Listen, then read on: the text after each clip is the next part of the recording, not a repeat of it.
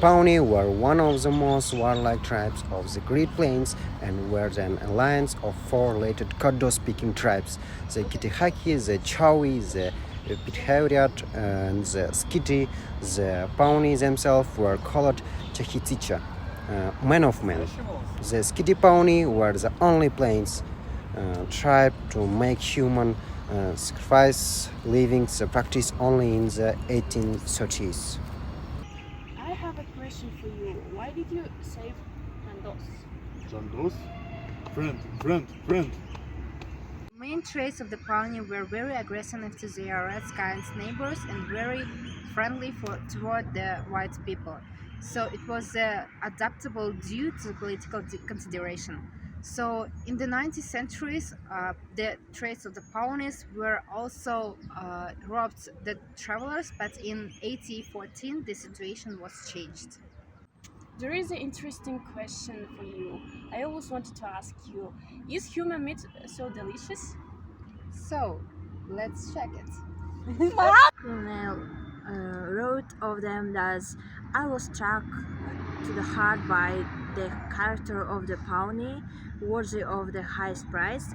A battalion of 100 Pawnee scouts serving in the U.S. Army from 1864 to 1877 played an important role in the wars against the hostile Plains tribes. They fought not only all their neighbors but also many distant peoples. In the 1920s, the Pawnee were the most powerful people in the middle of the Great Plains. The four allied tribes that made up this nation, Chawi, Pityarat, Kitihaki, and Skidi, must have numbered about 25,000 in those days.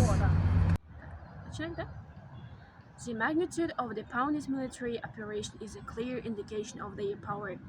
Attacks on the Santa Fe Trail and on Mexican settlements on the upper Rio Grande became so frequent that the governor of the Santa Fe in 1823 threatened to declare war on the Pawnee if the United States did not stop them.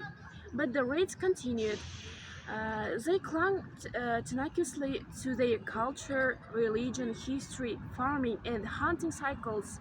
But by the 1960s, the Pawnee were on the verge of extinction.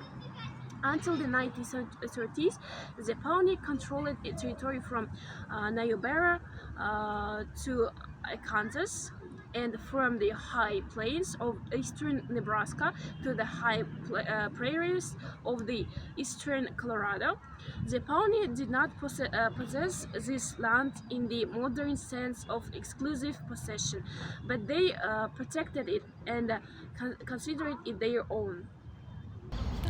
For the Pawnee, this land was the special expressions of their cycle of annual events, which in turn reflected the cosmology of the people of their vision of the world. Each event, cultivation, hunting, trade, war, was held not only certain times of the year, but also in specific places that delineated the extent of their possessions. Their territory extended from the heartland throughout extensive hunting grounds to the peripheral areas bordering the lands of neighbor tribes.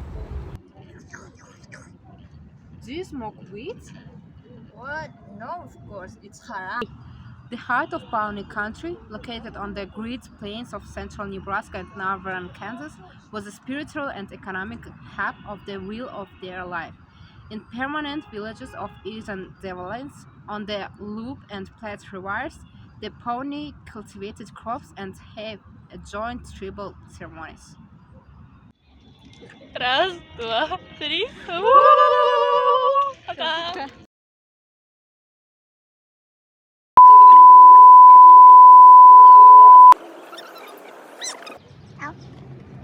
Мне так нравится, какая красивая.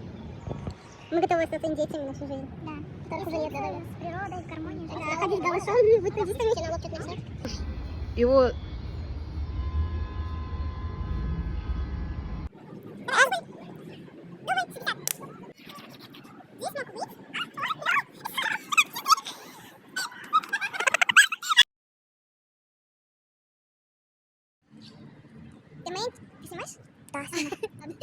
The main 하나, 둘, 셋, давай.